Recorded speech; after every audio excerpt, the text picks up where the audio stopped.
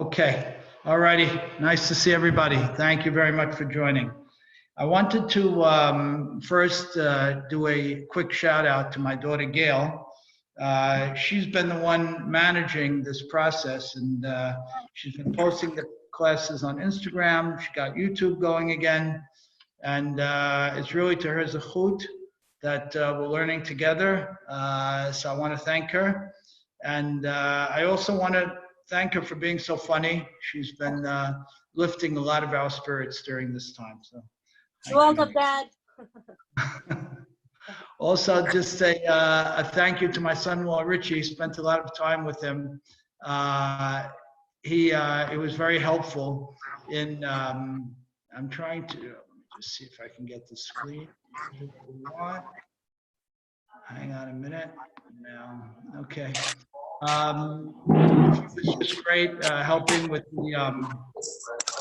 the recording and Zoom and so on, and he was super helpful, and I really want to thank him, and also to Richie for his music, which he's been sharing with a lot of people, and they've been enjoying and growing from his music. I want to thank him for that. I'm going to try one more second. Here we go. Okay, great. And a quick note of thanks to my son, Mark, who got the Facebook page going. So we're sharing on a number of different venues, different platforms, and I'm very appreciative to my children who are very helpful in getting this done.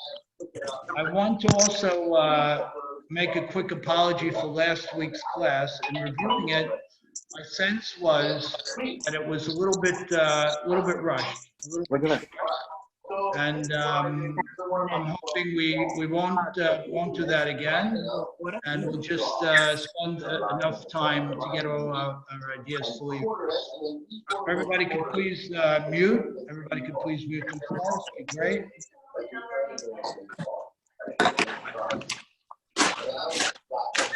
So before we start, I thought it would be nice to Ricky, is it possible for you to mute everybody? For the refuah shlema of all those who are ill, everyone please mute. Everybody please mute.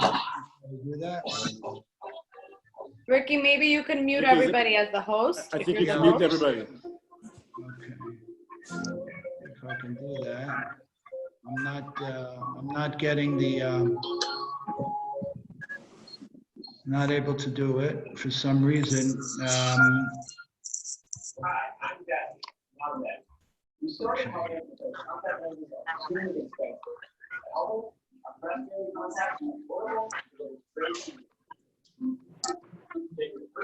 I'm not sure why. You have to be a host. If somebody else is hosting the meeting. Go to the bottom of the I'm screen. not sure. It says mute and click on the button. Yeah, I don't see it. I'm looking at manage participants, and I just don't. It's not allowing me to mute for some reason.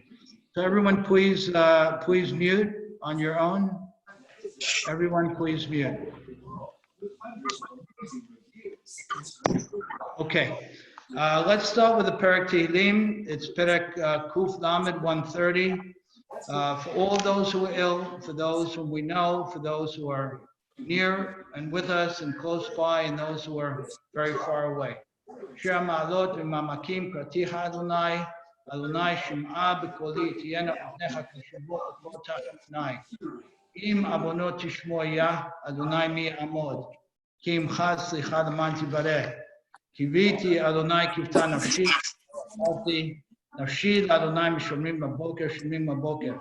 Yachel Yisrael el Adonai, ki im Adonai hachesed, עמו פדות, והוא יפנה את ישראל מכל עוונותיו. הקדוש ברוך הוא ישלח רפואה שלמה בכל חולי עמך ישראל, כל חולי קורונה, ירפאם וישלח להם רפואת הנפש, רפואת הגוף, במהרה בימינו אמן. Okay, things have certainly gotten a bit worse since our last meeting together. And we need to continue to understand what do we do, how do we feel, and we need to reflect back to what our parents and grandparents did, each of which went through catastrophic times, not exactly like this one, but as disturbing, as serious as this one, as they played out.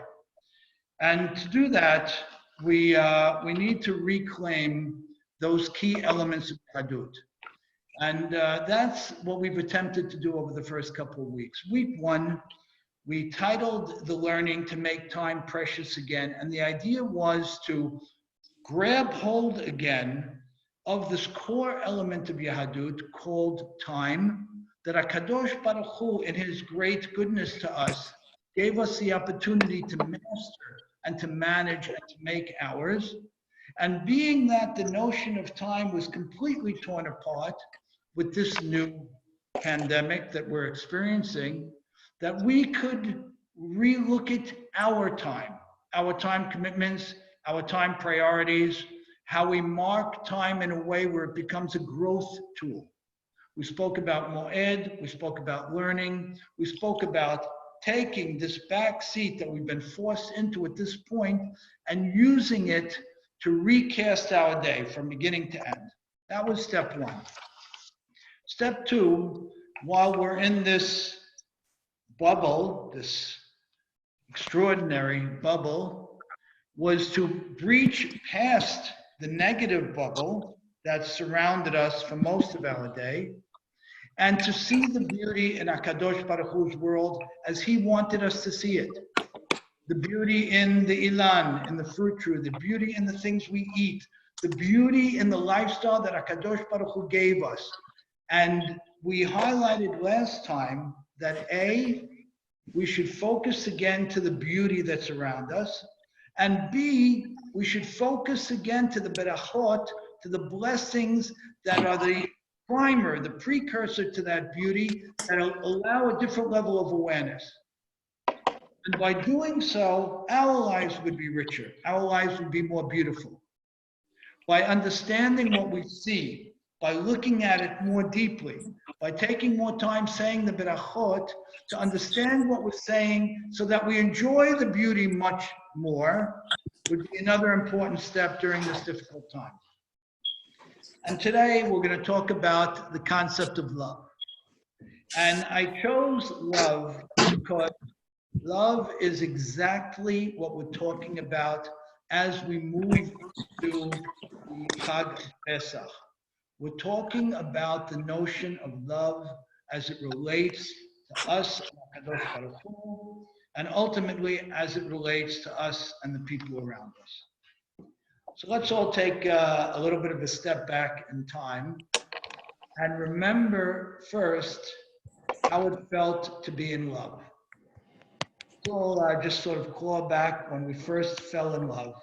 How it felt when we first fell in love. Some of the things that I know many of us felt were we felt elevated, we felt energized, we felt like the world was moving to our rhythm. It was sunny and bright and happy pretty much all the time. There seemed to be a glow around whatever we were doing when we first fell in love. We were quicker to smile, and it brought with it an amazing sense of optimism about everything that we thought about in life. So when we first fell in love, that was a remarkable time. And to those of us who have done so recently, we have quick and an immediate reference point to it. And for those of us who did so a number of years back, we can still feel what it felt like. We can still reclaim some of it. That almost magical, surreal feeling of that time of first falling in love. Let's move the spectrum forward a little bit and talk about how it feels to love someone. Let's say a spouse, parent, child. When you have an ongoing love with a person, it's very different than that initial spark, than that initial flame, that first falling in love. It's about investing in another person with no fear, with complete trust. It's about investing in the passion and the understanding and the laughter and the intimacy. It's about investing in building with new insights, where you take a period of time, at least once a year, as many of us have learned together, and you think about, what can I do with my spouse, with my child, with my parent, with my dear friend? What can I do to add so that the love, the intimacy, the fun, the laughter, the understanding, the sense of concern we share can be raised to the next level? In each case, in terms of that initial love and that ongoing love, these are cornerstones in Judaism: lifetime and beauty. In fact, this notion of love is so much so a cornerstone in Judaism that we recommit ourselves to it vis-a-vis HaKadosh Baruch Hu 3 times a day. V'avta et Adonai Elohecha b'chol lebavcha b'chol nafshecha b'chol me'odecha. I proclaim again, Ricky Cohen, morning, evening, and nighttime, when I start my day, as I wind my day down, and as I prepare to rest, that I am completely and unconditionally loving of HaKadosh Baruch Hu with everything I have, with all of my being, and with whatever I can do with my time and my energy. Wow, this thing, falling in love, being in love, it's not just a gooey, beautiful thing. It's the thing. And in fact, HaKadosh Baruch Hu doesn't ask us to repledge our loyalty 3 times a day, or our commitment to halakha 3 times a day. He tells us, repledge your love 3 times a day. Remind yourself what the opportunities are.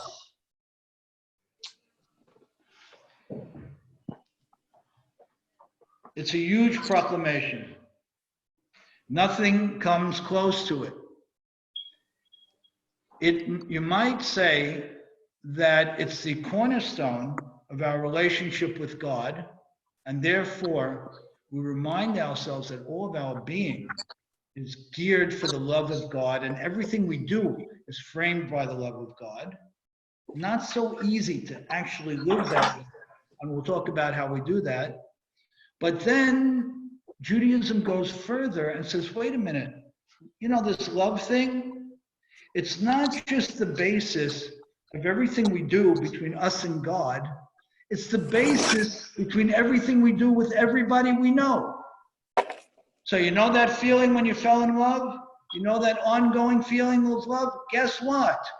You're going to direct it to HaKadosh Baruch Hu, and you're going to direct it to everyone you can, with the notion of ahavat chinam, of unconditional love, avta v'reacha kamocha, love your neighbor to this extraordinary level, almost to the point that you love yourself. How is it possible? Could it be possible? Wait a minute. Our rabbis go further. Not only is the love of another human being a deoraita, something that we're biblically obligated to work on and improve and perfect each and every day of life, it's the cornerstone of everything we do on the planet. So if we want to understand that cornerstone between us and God, is fear a part of it? Sure. Is trust a part of it? Sure. Is interdependency a part of it? Sure. But what's the biggest part of it? What's the calling card? What's the underlying frame of it? It's love. Remarkable. And wait a minute. What about with all the people around me? Isn't it about commitment? Sure. Isn't it about loyalty? Sure. Isn't it about kindness, generosity, and doing for others beyond what they think I might ever do for them? Sure. But you know what it's primarily about? It's primarily about ahavat chinam. It's primarily about something idealistically framed as unconditional. So this is what Judaism is built from. If we were to frame it in terms of our learning over the last 3 weeks, we would say the cornerstones are time, beauty, and love. And I would suggest that love wraps all three. Good. So how do we get there? It seems easier to say that you can fall in love with a person a lot easier, simpler than you can fall in love with God. Let's talk about both. And in order to do that, I want to just quickly share a story that I've shared a number of times before about the exchanges that used to go on in my parents' house, actually this house we're living in now, on Shabbat afternoon at the Shabbat table. It was at a point in my mother's life, La'alenu, where she became ill with Alzheimer's and was struggling to remember and was struggling to understand as she had before. So we would sit at the Shabbat table. My father would sit at the head of the table, my mother to his right, and I was privileged to sit to his left. And every few minutes, one of the symptoms of my mom's condition is that she would repeat the same story every couple of minutes. If everybody could go on mute, it would be great. Everybody please mute. Everybody please mute. She would repeat the same story every couple of minutes. And we would pick our heads up and be a little bit frustrated and become a little bit impatient with it. And my father would turn to her and say, "Oh, Jerry, what a beautiful story. How nice, honey." And then a few minutes later, she'd repeat the same story again. And my father would take her hand and hold it and say, "How beautiful, honey. What a beautiful story. What a nice thing." Aw. This could go on for an hour. And the rest of us around the table would begin to think that maybe my father wasn't totally on it. But he was totally on it. He certainly was. What he was expressing was the love that you build after 67 years of connection, 67 years of commitment and loyalty and unconditional love. So love is a cornerstone. It's the cornerstone. That's what HaKadosh Baruch Hu pines for. He doesn't want simply that we will follow his commandments, that we'll become better as a result of that will master our time for the good, that will enrich the world, that will enrich the lives of others, that will learn Torah. He wants all of that. But all of those are simply tools to take the love relationship that we have with him and to make it stronger and to make it deeper and to grow the lack of conditionality in that relationship. So let's talk about how we get there. First step is what we call Cherut. Cherut is this unique Pesach-related concept that in fact is highlighted to us on Pesach, that is the underlying principle, the underlying condition of our relationship with God. What HaKadosh Baruch Hu says is, I'm going to engrave myself. Cherut means charut. I'm going to engrave myself on you. I'm going to make my presence in your lives part of who you are. I'm going to just, I'm going to make it, I'm going to indel it into your being. And how does HaKadosh Baruch Hu do that in the early stages? He basically does everything for us. In fact, leaving Mitzrayim, all God. Splitting the sea, overwhelmingly all God. Ma'amad Har Sinai, pretty much all God. In fact, HaKadosh Baruch Hu says, I want almost nothing from you, minimal action. And based on your minimal action, I'll do the overwhelming side of it. HaKadosh Baruch Hu says, in fact, Hashem yilachem lachem v'atem tacharishun. Me, God, I will do the work, and you, Bnei Israel, you will benefit. Good. That's how things start. And then things begin to change over time. The relationship of charut or cherut, which means the freedom to love God, begins to change. And HaKadosh Baruch Hu starts to say, you know what? We started with me removing you from the enslavement of a human being and imprinting, putting my imprint of my absolute greatness, as shown through the extraordinary miracles one after the other, to begin to engrave you with the possibility of loving me. And then he says, and now I'm going to give you the tools to begin to love me. And that's the next step. And those tools are important. And they're as follows. Tool number one, it's important that we look at the concept of love as a force, energy. Love is not stagnant. It's not a thing. It's moving. It's dynamic. It's discoverable, new each day. It can be refound after periods of a dearth of it. It doesn't have any limit. It can't be maxed out. It can be rediscovered at any point in life. That's love. That's the unique element that it is. So if we start with this notion of cherut, HaKadosh Baruch Hu comes to us and says, I'm going to blow you away. Miracles, events, things you've never seen before and will never see again. So I make a permanent imprint on you in order to begin to build a unique relationship. And then he says, I'm going to take this thing called love and I'm going to give it a special dispensation. It never runs out.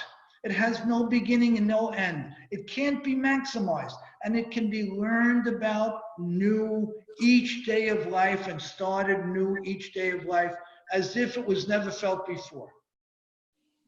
That's step two.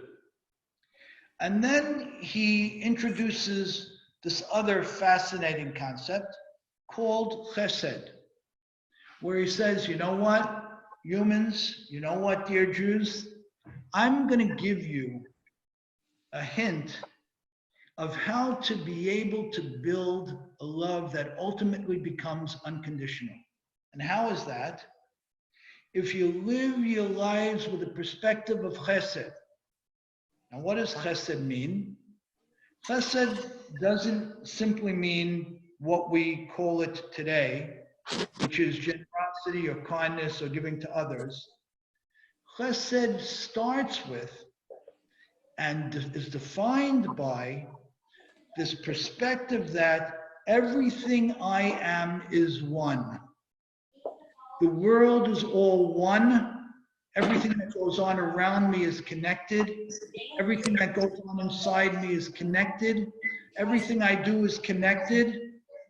And therefore, you can't compartmentalize anything. So, HaKadosh Baruch Hu says, listen, and he starts with the giant of giants, Abraham Avinu, to teach this lesson. And he says, listen, dear humans, don't break things into pieces. Don't build your life in a certain way in this forum and act differently in a different forum. Don't be a certain way at home and differently in the synagogue. Don't be a certain way in the synagogue and differently on the basketball court. Don't be a certain way on the basketball court and act differently in the office. Don't compartmentalize. Be whole. Be complete. Because when you're whole and complete, you can love without any hesitation. Because you can start with the love of self. If I'm not carrying any baggage of how things went in that realm of my life, or how I behaved maybe inappropriately in a different realm of my life, if I'm true, if I'm genuine, if I'm consistent, I can start with the love of me and build towards the love of him.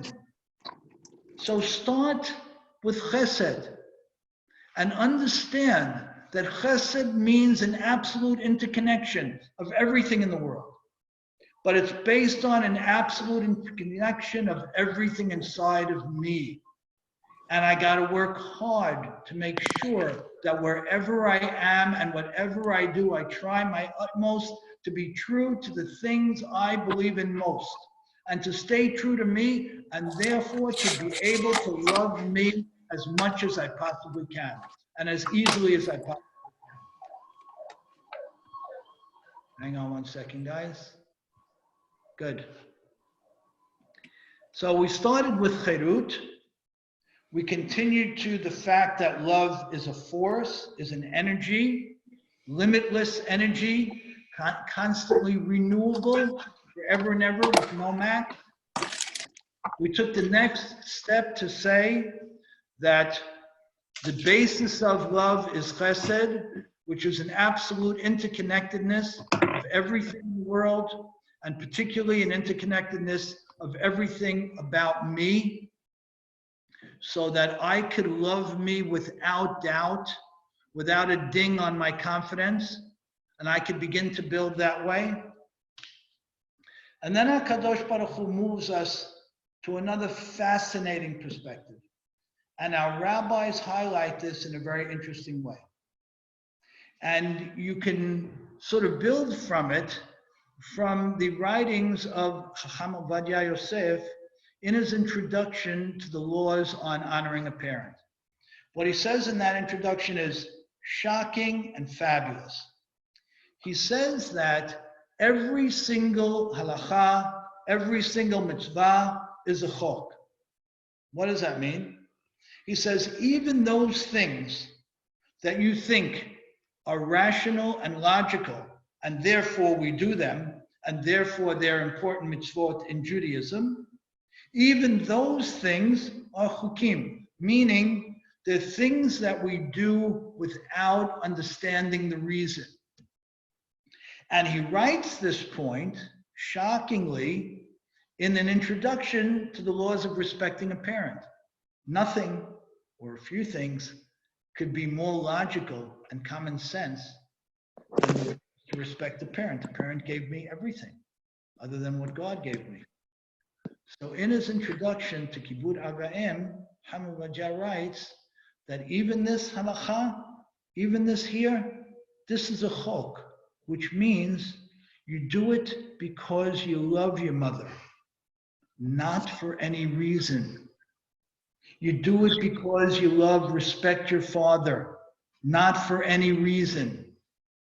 We have to begin to build our lives with the perspective of chok, meaning no reason, simply because I keep Shabbat, not because it makes me a better person, which it does, not because it makes my life richer, which it does. I keep Shabbat because HaKadosh Baruch Hu mandated Shabbat. I keep Kashrut, not because what I eat is what I am, not because it protects me potentially in my life direction, but because HaKadosh Baruch Hu mandated it. And look at it as a chok. And I'm keeping it because my love of God is unconditional. It's not conditioned on me understanding his ideas that they will make me better. It's because he asked me to do it. And here's the fabulous rub. Whereas the relationship, the love relationship with God started out as cherut, where he essentially overwhelmed us with his love in order to engrave upon us the possibility of ultimately falling in love with him. We go further to say, okay, we saw it all. We love it. We were saved from Egypt. We were saved by the sea. We know as Jews we're part of this remarkable, unique, exclusive club which enables us to enjoy life and reach certain heights that are spectacular. We got it. We understand it. And now HaKadosh Baruch Hu says, okay, we began our relationship with that conditionality, where you started to build a love with me based on conditions, based on all the good things I did for you, based on all the good things you see about the life I enabled you to have. But now God says, we got to move more. We got to move it to the next level. We've got to make it unconditional, spectacular. You know, when you look at marriages, a young marriage and a more mature marriage, and you see some wonderful things. The young marriage is real and the love is true, but it's generally based on conditions. She's beautiful. I love her ideas. I love how she speaks to me. I love her name. I love her voice. I love her family. I love her way of life. There's something inside me that makes me very happy when I'm around her. All reasons, all conditions, reasons and conditions. When a love matures and becomes deeper and more of a forever love, there are no more conditions. We don't articulate reasons why we love a person of 20 years marriage or 30 years marriage. There's no need for reasons anymore. It's not about reasons. It becomes unconditional. It becomes something that just is. And then it's on the highest level it can be on. HaKadosh Baruch Hu looks for that. You know, it's interesting when Abraham Avinu was asked to sacrifice his son Yitzhak, we look at that as a paramount expression of a person's love for God. And we understand that by Abraham Avinu being willing to give up the person he considered his lineage, his future, and not only that, by slaughtering his son, he would have been giving up everything he believed in life. And what does Abraham Avinu do? He says, you know, all those conditions, all those premises and assumptions based on which I thought I had a relationship with God, that's not what it's about. It's about absolute unconditional faith and love. And that's what he expresses to us when he brings Yitzhak to the altar. There's a very interesting piece that Rabbi Eliezer Berkowitz, alav shalom, writes on the same note in terms of those lo alenu who said Shema as they were walking into the gas chamber. What the rabbi writes is he isn't troubled by the question of how is it that some said Shema when they were going into the gas chamber. He said that's not the question. He said the question is on those who didn't say Shema walking into the gas chamber. And what is he trying to say? He's trying to say that if a person loves God unconditionally, whoever is unmuted, please mute. Whoever is unmuted, please. I'm trying to do so and I can't.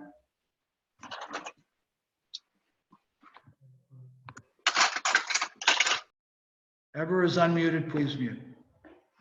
Rabbi Berkowitz makes a shocking point.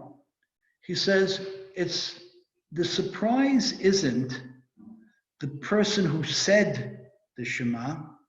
The surprise is the person who didn't say the Shema.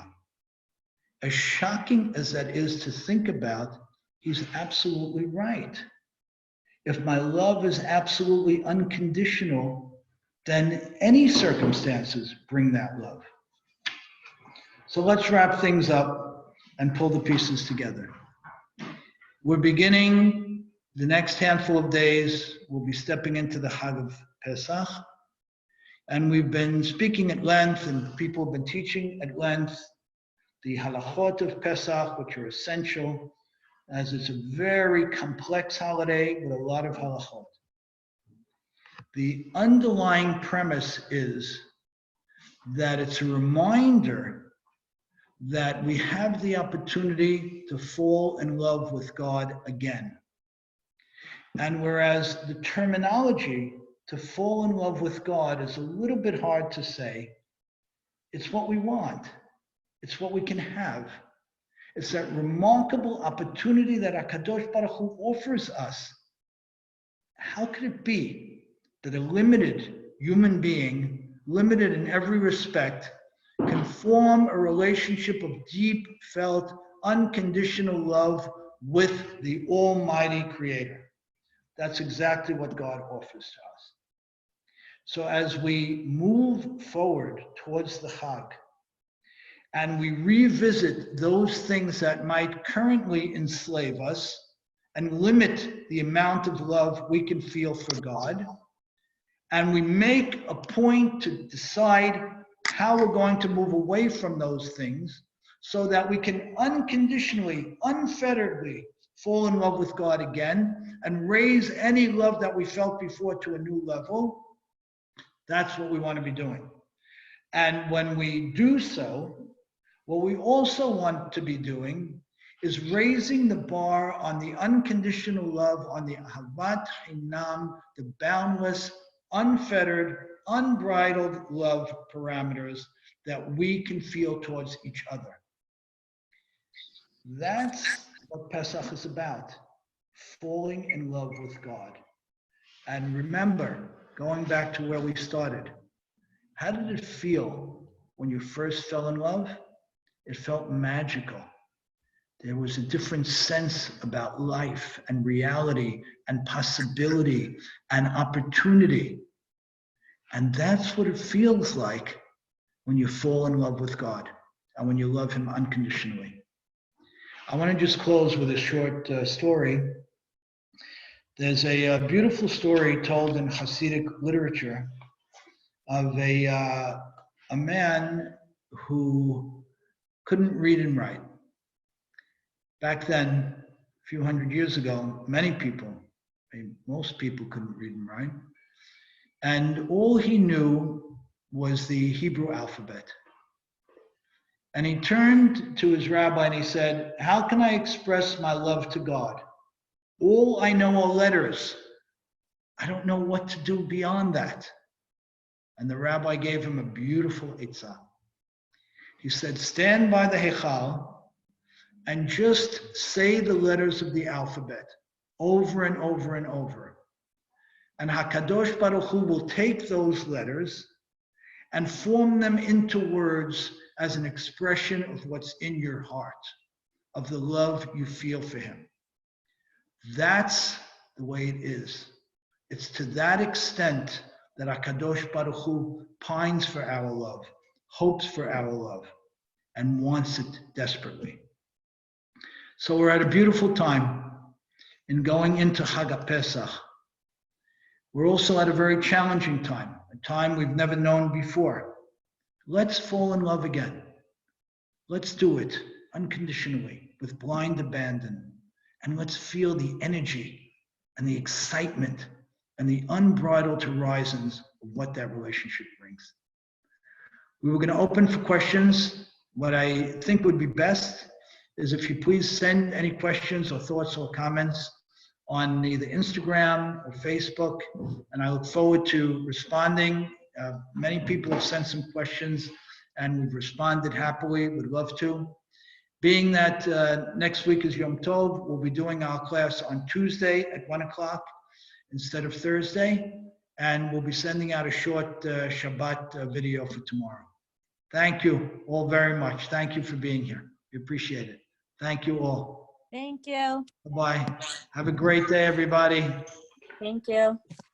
Thank you. Thank you, Ricky.